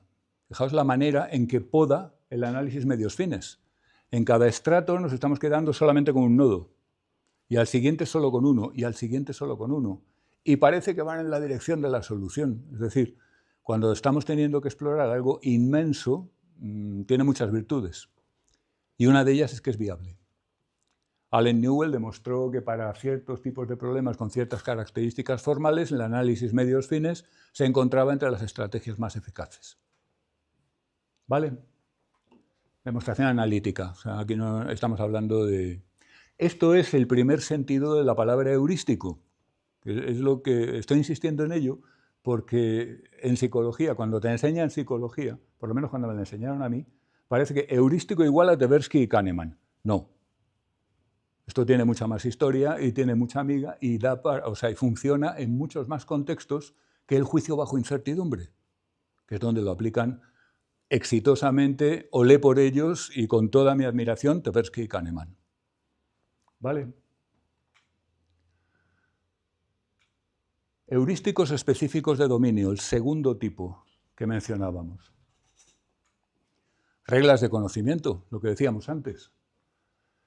Pero también funciones de evaluación. ¿Qué es una función de evaluación? Por decirlo rápido, bueno, reglas de conocimiento queda claro, las que manejamos en ingeniería del conocimiento, las que ponemos en los KBS representadas en el lenguaje adecuado y las que permiten hacer las inferencias que reconstruimos hace unas semanas. ¿Os acordáis, no? Funciones de evaluación, por ejemplo, una función de evaluación en ajedrez puede ser el método que consiste en, durante la fase inicial del juego, elegir siempre la jugada entre las disponibles que aumenta más el área de tablero controlada por mis fichas. ¿Se entiende? Es decir, si yo, el típico niño que acaba de aprenderse las reglas y que saca un caballo y se dedica a pasearse con el caballo por el tablero. Bueno, pues se puede comprobar que la cantidad de escaques, de casillas del tablero, que controla es muy pequeño. Si mientras tanto el otro está haciendo una apertura razonable, peones y tal y cual, pues si tú haces la radiografía te encuentras con que el contrario controla casi todo el tablero y el que está jugando con el caballo no controla casi nada. Ya sabéis, controlar es amenazar una posición. ¿Se entiende? Bueno, pues la función de evaluación puede ser número de escaques que se ganan en cuanto a control con este movimiento. Lo aplicas a todos los movimientos posibles y eliges el que te da el mejor resultado. Haces el movimiento que, dado el estado del tablero, incrementa más tu dominio de área. ¿Se entiende? Esto casi se puede llevar al fútbol, en cierto modo. Porque hay algunos equipos que están todos para adelante, o que están todos para atrás, o que están todos en el centro del campo. La buena distribución, la buena topografía de la conducta de los jugadores es fundamental. Bueno, pues en el ajedrez también. Porque en el ajedrez, cuidado, al principio de partida, si estamos en un final de estos agónicos con ya poquísimas piezas y tal, esto no tiene sentido. Para lo cual, además, tenemos meta-heurísticos que nos dicen cuándo conviene aplicar un heurístico y cuándo otro. Pero esto ya nos lleva más lejos. Solo quiero ilustrar estos puntos, porque, lógicamente, la mayor parte de nosotros no nos vamos a dedicar a analizar las mejores estrategias para ganar una partida de ajedrez porque ya lo hacen con otros métodos. ¿Se entiende? Solo es por ilustrar el concepto de función de evaluación. Es una función que devuelve a la gente un valor, mejor o peor, mayor o menor, para cada uno de los operadores que tiene disponibles en un momento dado. ¿Vale? En ingeniería del conocimiento, los heurísticos específicos de dominio son el name of the game. Ya lo vimos. Conseguir las reglas, conseguir las variables, conseguir todo lo que finalmente nos permite determinar que lo cíclico, más lo alucinatorio, más lo delirante, huele a esquizofrenia, es absolutamente esencial. Pero, insisto, son heurísticos específicos de dominio. En determinados periodos de la inteligencia artificial alcanzaron tal importancia que yo recuerdo, por ejemplo, un manual de inteligencia artificial de Juan Pazos, profesor de la Politécnica de Madrid. El manual, un tochaco, se titulaba Inteligencia Artificial, programación heurística. Hasta tal punto llega la importancia de este tipo de heurísticos, porque estaba hablando fundamentalmente de este tipo de heurísticos, no de las estrategias de búsqueda. ¿Vale? Los heurísticos específicos de dominio constituyen, y en cierto modo la ingeniería del conocimiento es la prueba de ello, una parte esencial del conocimiento experto. ¿Qué ganas tú cuando, además de saber toda la psicología que sabes, te pasas 3 o 4 años ejerciendo la profesión? Sí, pues seguro que todo el mundo está de acuerdo en que ganas, es decir, mejoras. Pero ¿qué es exactamente lo que adquieres? Pues en gran medida es esto. Porque los que hacen ingeniería del conocimiento no van a buscar al estudiante que acaba de terminar la carrera y se sabe todos los libros y los apuntes. Van a buscar al que ha estado rodando y ha adquirido, de alguna manera que nadie entiende muy bien, este conjunto de heurísticos que son la base de su expertise, de su carácter de especialista o de experto. ¿Ok? Finalmente, terreno más familiar, los heurísticos generales, Tversky y Kahneman, representatividad, disponibilidad, ajuste y anclaje. No vamos a entrar en esto porque doy por sentado, os lo han contado varias veces. Seguramente en cognición social, seguramente en pensamiento, no lo sé, pero seguro que ya lo habéis visto. Vamos a pasar alrededor de Tversky y Kahneman dándolos por sentados y quede claro por mi parte que esto no constituye desdén en absoluto porque los considero posiblemente los 2 psicólogos más importantes de la historia, en cuanto a psicólogos. ¿Vale? Pero ya está muy visto, ya lo sabemos. El apoyo empírico es abundantísimo, como sabéis también. Vamos a ver un poco la evolución de la heurística en psicología y en inteligencia artificial en paralelo. Hasta 1970 aproximadamente, se puede decir que ambas disciplinas están funcionando con el supuesto del racionalismo psicológico. La psicología está dominada por la teoría de formación de conceptos de Brunner, logicismo puro. Piaget, logicismo puro. Incluso algunos autores en psicología, desarrollo moral, trabajan desde supuestos absolutamente racionalistas. Y en inteligencia artificial, la teoría de la solución de problemas, etcétera, siempre está dando por sentado un agente racional. Y es lo que trata precisamente de hacer. Entre los años 70 y los años 90 dominan Tversky y Kahneman, como sabéis. Creo que su primera publicación sobre este tema es del 73. No sé si hay una un poco antes en alguna revista parroquial de Tel Aviv, por ejemplo. Son israelíes los dos. Pero vamos, la del 73, que ya incluye en el título de heurísticos y sesgos, es la primera. En el 75 hay otra muy importante y así sucesivamente. Y arrasan con todo. O sea, lo petan. Funcionan con la idea de heurístico general, los que hemos visto, los que conocemos de sobra. Y suponen un cierto pesimismo cognitivo. Fijaos, el mensaje de Tversky y Kahneman es un poco, fijaos lo tontos que somos. No consideramos los tamaños muestrales. Somos idiotas. No sabemos manejar las probabilidades. Es decir, de alguna manera, frente al Homo economicus o al humano racional perfecto de los tiempos anteriores, lo que estos nos están diciendo es, no os vengáis tan arriba, que sois tontos. Somos tontos. ¿Vale? A partir de 1990 esto cambia. Se da una revalorización de los heurísticos. Bueno, a finales del siglo XX hay cursos para curar los heurísticos. No te lo pierdas. Es decir, cómo conseguir enseñar a la gente a pensar sin heurísticos. Claro, enseñar a la gente a pensar sin heurísticos es como enseñar a la gente a andar completamente atado de cadenas. ¿Cómo vas a pensar sin heurísticos? Bueno, pues había cursos y había gente que pagaba por ellos. Cosas que pasan. ¿Deterioran los heurísticos nuestras decisiones e inferencias? Autores como Gerd Gigerenzer, al que me voy a referir más de una vez, ni hablar. Para nada, y además lo demuestran, que es lo que vamos a ver a continuación. Revisando Tversky y Kahneman, ¿os acordáis del experimento de Linda? De Tversky y Kahneman, unos sí, otros menos. Presentan a los participantes el siguiente texto.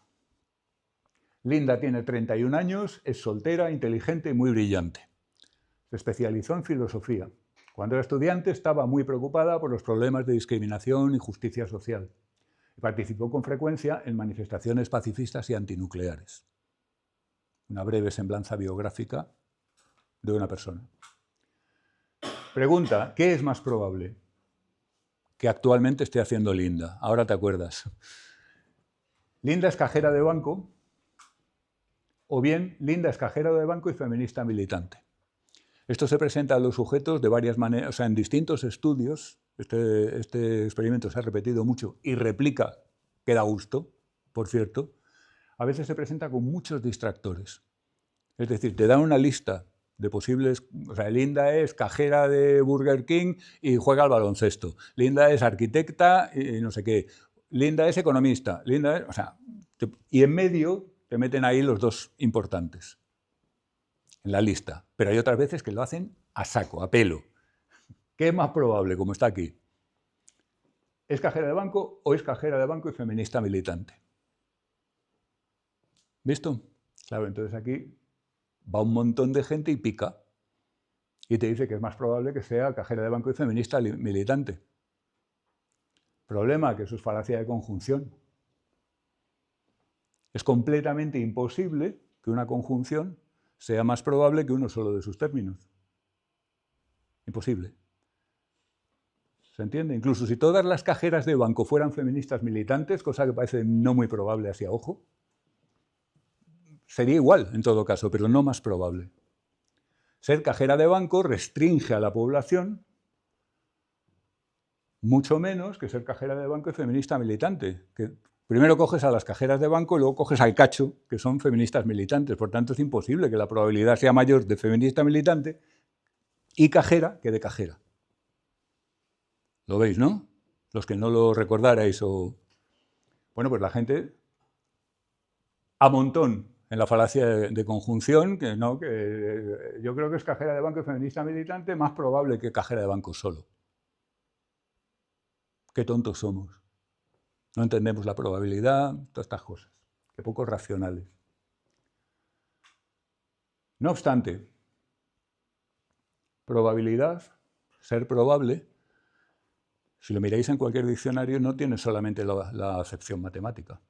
Probabilidad también significa, en determinados contextos, verosimilitud o credibilidad, confiabilidad. ¿Qué es más probable? Pues a veces quiere decir que te crees más, simplemente. Y ojo, la probabilidad subjetiva es un modelo. Savage, por ejemplo. Las probabilidades de carácter subjetivo no se comportan como las probabilidades clásicas o frecuenciales. Que cuando decimos probabilidad parece que estamos hablando siempre o bien del enfoque frecuencial o si nos ponemos muy sofisticados del bayesiano. Pero es que hay muchas más concepciones de probabilidad, incluso en la matemática, no digamos en la lengua natural. Entonces, a un participante que a lo mejor no es alguien que esté muy ducho estrictamente en el estudio de las matemáticas, pues a lo mejor ahí que es más probable lo entiende como ¿qué te crees más? Sencillamente. ¿Vale? Pero mucho más importante todavía. ¿Habéis estudiado las máximas conversacionales de Grice en psicología del lenguaje? Grice lo que hace es básicamente un estudio. ¿Os acordáis que el lenguaje se divide convencionalmente, esto también es de catecismo, en sintaxis, semántica y pragmática? Sintaxis, las reglas superficiales, formales; semántica, significado; pragmática, uso adecuado del lenguaje. ¿Vale? Adecuado comunicativamente. La pragmática es de largo el tema menos estudiado porque es muy psicológico. Un error sintáctico, pues ya sabéis, un error, por ejemplo, de concordancia de género o de número. Sois todas muy listos. O sois todas muy listo. Ya estoy cometiendo los dos errores sintácticos. ¿Vale? Un error semántico es llamar una cosa lo que no es. Ahí hay un gato. Pues no, es un Homo sapiens, perdone usted. Un error pragmático es usar el lenguaje de forma inadecuada para la situación comunicativa. Un profesor mío de desarrollo contaba la anécdota de cuando él estaba empezando como investigador, jovencito y torpe, pues hizo un estudio con niños en el que trataba de ver pues, cómo los niños entendían determinados mecanismos. Y va y le dice a un niño de 5 años, ¿qué función dirías tú que desempeña este interruptor? Y el niño se quedó como, ¿what? Lógicamente, eso es un error pragmático. Le tenía que haber dicho, ¿para qué crees que sirve este botón? Por ejemplo. Es algo que, bueno, pues un niño de 5 o 6 años puede entender, razonable. Función que desempeña un interruptor, vamos. Él lo contaba como error suyo de principiante, como investigador en psicología infantil, ¿se entiende?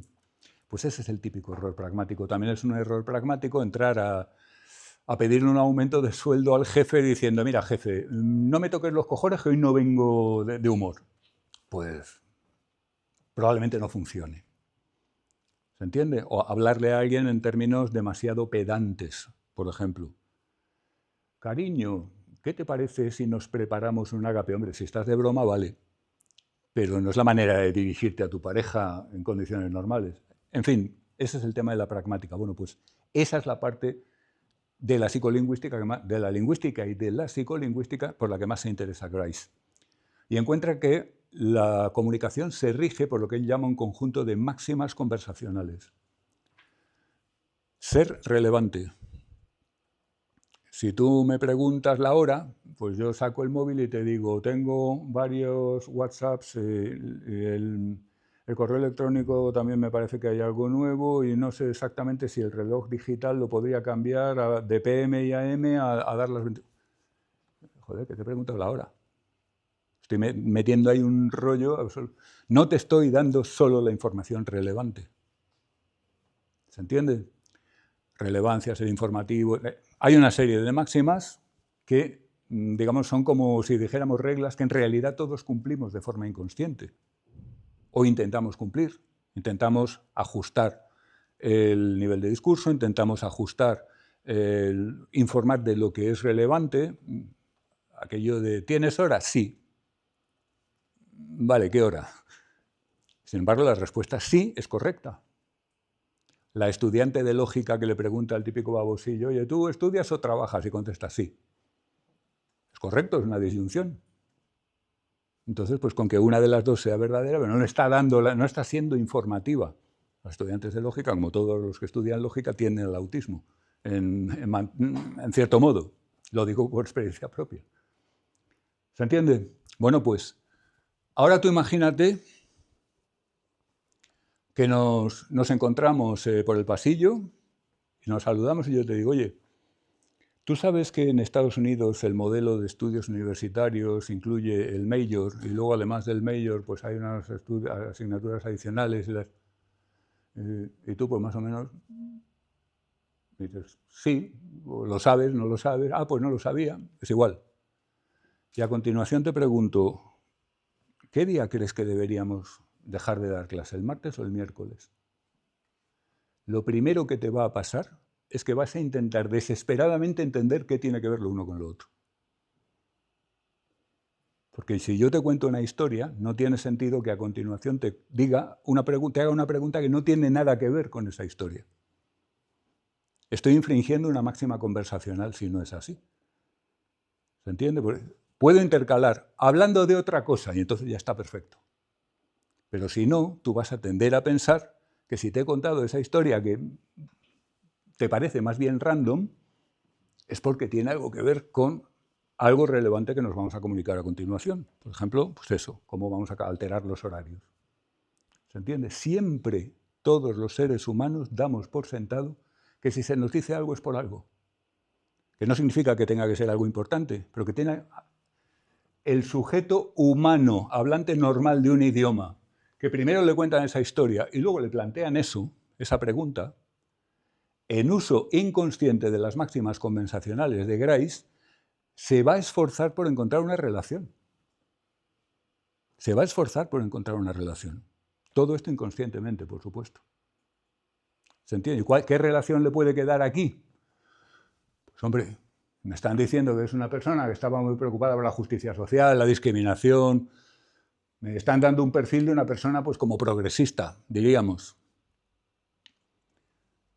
Pues entonces me cuadra mejor, por representatividad, incluso con la cajera de banco y feminista militante, porque cajera de banco a secas no se parece en nada a aquello. Vale, esta señora tiene pinta pues, de acabar siendo profesora de filología, o yo qué sé, algo así le pegaría más. Fijaos que cuando manejamos este tipo de inferencias estamos usando lo mejor que tenemos de información en situaciones en que nos falta mucha información. Aquí no tenemos todo sobre esta mujer. No sabemos su orientación sexual, por ejemplo. No sabemos su clase social, en términos de origen más o menos económicamente pudiente o no. No sabemos muchísimas cosas. Con la información que tenemos es perfectamente razonable, a la luz de las máximas conversacionales de Grice, considerar más verosímil la opción B. ¿Se entiende? Se controlan estos factores y la falacia de conjunción desaparece. Está comprobado. Insisto en mi admiración absoluta por Tversky y Kahneman, pero aquí les acaban de pegar un revolcón. Es un estudio del 90 y tantos, ni siquiera es muy reciente. Se replicó también con los varios formatos de la tarea original del experimento de Linda, con distractores, sin distractores. Si tú lo formulas de tal manera que ni estás infringiendo máximas conversacionales y estás dejando claro el sentido de probabilidad y desaparece la falacia de conjunción, que, por lo tanto, en este experimento quizá tenía algo de artefacto. ¿Lo veis? Es decir, no somos tan tontos por usar heurísticos. Más allá de la representatividad, la disponibilidad, etc. Un estudio de principios de los 2000 en Berlín. Se pregunta a los participantes qué ciudad tiene más población, Detroit o Milwaukee. ¿Conocéis este estudio? Los participantes son algunos alemanes y otros norteamericanos. Y resulta que, claro, las dos ciudades son norteamericanas. Uno esperaría que los norteamericanos acertaran más, y aciertan más los alemanes. Primera hipótesis, el sistema educativo americano es una mierda y el alemán es bastante bueno. La hipótesis es correcta, pero no explica esto. Porque los individuos están, vamos, es correctísima, los individuos están, iba a decir balanceados, equilibrados con respecto a variables académicas. A lo mejor son los americanos más listos y los alemanes más tontos, lo que tú quieras, pero los que están en la muestra están equilibrados. Entonces, ¿cómo se explica que acierten más los alemanes? Pues muy sencillo, porque todos los alemanes han oído hablar de Detroit. Alemania es un país con una potentísima industria automovilística desde hace mucho tiempo. Alemania está llena de gente que ha trabajado en el sector del automóvil. Y Detroit es la capital del automóvil de Estados Unidos. Y Detroit sale en muchas películas. Y así sucesivamente. Esto lo sabéis todos. ¿Qué sabéis de Milwaukee? ¿La situaríais en el mapa? ¿Cuál es la marca importante que es de Milwaukee? ¿No lo sabéis? Harley Davidson. Las motos emblemáticas norteamericanas. Las de las road movies con gente ahí. Hay unos que han inventado un accesorio que es como una ametralladora de las antiguas, de esas que dan vueltas, se la ponen al tubo de escape y va sonando como una ametralladora. Esto aquí no lo homologarían, claro, pero bueno, allí son muy suyos. El caso es que aquí, ¿qué es lo que pasa? Que los alemanes, la mayor parte, les pasa lo que a vosotros, que Detroit os suena mucho más que Milwaukee. Entonces, si me suena más, no es que hagan el razonamiento, pero si suena más, parece lógico que sea más importante y, por tanto, que tenga más población. Por lo tanto, a falta de mejor información, me decanto por eso. Y en cambio, los norteamericanos, como han oído hablar de las dos, lo piensan más y se equivocan más. Porque algunos, por ejemplo, imaginaos que uno de los americanos es un fan de las motos, joder, Milwaukee es importantísimo y tiene que tener mucha gente porque ya me gustaría a mí vivir ahí para ir a verla. ¿Se entiende? Conducta del consumidor. Situación. Vamos a ver que todo esto tiene mucho en común, tiene algo en común al final. Tú vas a ir a comprar, ¿vale? Vas a ir a un centro comercial a comprar algo que tal y tienes un compañero de piso, o una pareja, o tu hermano, o quien sea. Dice, oye, ya que vas, hazme un favor, cómprame unos esborcios furconianos. Tú no has oído. ¿Alguien sabe lo que es un esborcio furconiano? Me impresionaría muchísimo porque me lo he inventado. Pero vamos a suponer que existe un producto para alguna extraña afición o actividad que son los esborcios furconianos. Y tu pareja o tu hermano o tu compañero de piso te ha pedido que se los compres. Y tú dices, vale, pero tú no te preocupes, en tal tienda verás cómo encuentras fácilmente y tal. Van a ser aproximadamente 20 euros, luego te lo cubro y tal. ¿Vale? Te vas a la tienda del tal, esborcios furconianos y empiezan a aparecer por todos lados marcas diferentes de esborcios furconianos. Y tú digo, todos cuestan más o menos lo mismo. 20,5, 19, ¿cuál compras? Ninguna marca te suena, pero de repente ves una que es Yamaha. Esa es la que compras. Esa es la que compras. ¿Lo veis? Y además es que es la que compras, y no me digas que no. Porque si no hablamos de esborcios furconianos, estamos hablando de otra cosa. Esa es una de las razones por las cuales las empresas se gastan las millonadas que se gastan en que la gente oiga sus nombres y lea sus nombres tantas veces. Si alguien ha hecho la optativa de conducta del consumidor, habrá visto este asunto a saco. Una apuesta. Planteamos a participantes, te voy a dar 20 euros si aciertas quién ganó el partido en Wimbledon en 2003 entre Roger Federer y Graham Nash. ¿Cuál apostaríais? ¿Os suena Federer? Ya está retirado, pero menudo jugador. Pues la gente apuesta a Federer, sin tener ni idea de tenis. Pero es que Federer suena como Yamaha. ¿Sabéis lo mejor? Que ganas. Ganó Federer. Por algo es famoso. Pero podía haber perdido, Federer también perdía partidos, hasta Nadal perdía partidos. ¿Se entiende? Esto se llama el heurístico de reconocimiento, como es obvio. Los alemanes reconocen Detroit, pero no Milwaukee. El consumidor que va a buscar un producto, pues escoge el que reconoce. Y en la apuesta sobre quién gana un partido, apuestas por el que te suena, por el que conoces, el que reconoces.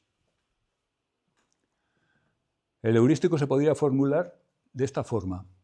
Ante mucha incertidumbre, elige lo que reconozcas. La primera parte es muy importante, ¿eh? Ante mucha incertidumbre, que es lo que ocurre en las tres situaciones.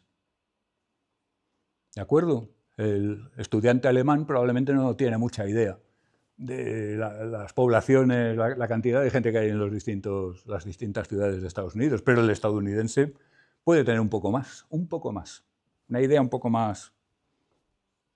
Entonces el alemán apuesta basándose en lo que reconoce, con lo cual tiene más éxito que el norteamericano, que apuesta basándose en lo que sabe o cree saber. ¿Está claro, no? Bueno, pues cuando hay mucha incertidumbre, es una buena regla elegir lo que reconozcas. Por supuesto, esta regla tiene su retranque, que es lo que mencionaba antes. Los que producen cualquier cosa se esfuerzan muchísimo, invierten grandes cantidades de dinero en que reconozcas su producto. Los publicitarios que van de artistas, que todavía quedan, se enfadan mucho cuando el cliente solamente le gusta el anuncio que ellos proponen si sale el nombre muchas veces. Bueno, pues el cliente tiene razón. No sé si os habéis fijado, ahora vienen las Navidades. Hay algunos anuncios que aparecen en televisión, en donde nos incrustan anuncios en las redes y tal, que lo ves y te quedas como, ¿qué anuncio? No está claro. Me acuerdo de uno que es de hace mucho tiempo, pero me llamó la atención porque es que era alucinante. Era un anuncio en el que salía pues, una isla vista desde arriba, entonces hacía zoom y llegaba a una individua que estaba con un vestido así como con muchos velos flotando detrás y tal y cual, bailando muy suave y tal y cual. Y entonces salía una voz en off masculina que decía algo así como la mujer es una entidad intrínseca por antonomasia. Y tú te quedabas, bueno, pues a lo mejor es eso, yo tengo otra idea, pero se acababa el anuncio y no sabías lo que habían anunciado. Era un perfume. Claro, los de perfume se suelen poner muy lo que ellos creen que es filosófico. Pero es que en este caso, claro, a menos que tú fueras un cliente muy centrado en ese producto, se te pasaba desapercibido el nombre. Eso es un desastre publicitariamente hablando. O sea, el cliente, el productor del perfume, le ha pagado a unos tipos por hacer una pequeña obra de arte que a ellos no les sirve para nada. Huele un poco a estafa, pero en fin. No nos metamos con la publicidad, que el mundo no sería como lo conocemos sin ella. Imaginad lo que quedaría de Internet sin publicidad. Nada, ¿eh? Salvo la Wikipedia. Quizá, pero no. Google Maps no. Google Maps cobra a los que quieren aparecer en Google Maps, no a los usuarios. Si tú tienes un bar y quieres que salga en Google Maps, apoquinas. Por tanto, estamos hablando de una forma de publicidad. Y así todo. Bueno, de YouTube te las incrusta. Lo bueno es que hay filtros que lo eliminan. Pero si quitamos la publicidad, lo que creemos que es gratis pasa a ser evidentemente costoso, porque hay que pagarlo aparte, no simplemente aguantando chorradas.